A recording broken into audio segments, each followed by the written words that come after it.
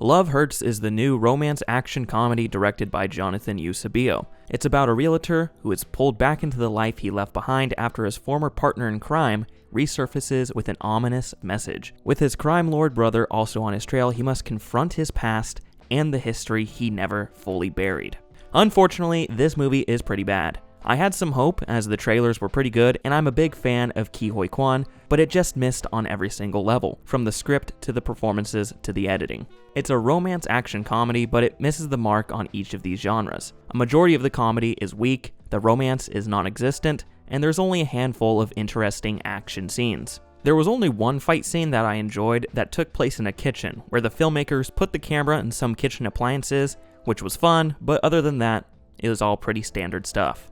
The script for this movie was insanely bad, as the plot is borderline incomprehensible. It's so overcomplicated and there's so many different webs that make the film hard to keep track of, which is weird since the plot should be so straightforward. And on top of that, the dialogue was cliche and the characters were dull.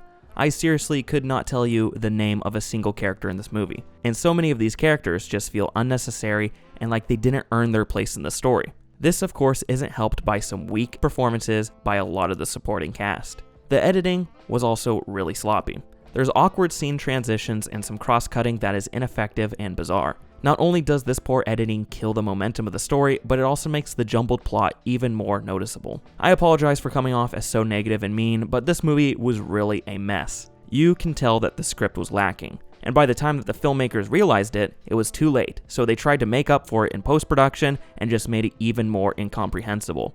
I wish this movie was better, but on the bright side, at least it was really short. One of the redeeming qualities of this film is Ke Huy Quan, who brings a lot of energy and charisma to the lead role. It's unfortunate that he is given some of the most bland material to work with. Such a waste of his talents. So in conclusion, Love Hurts is an unfortunate mess of a movie.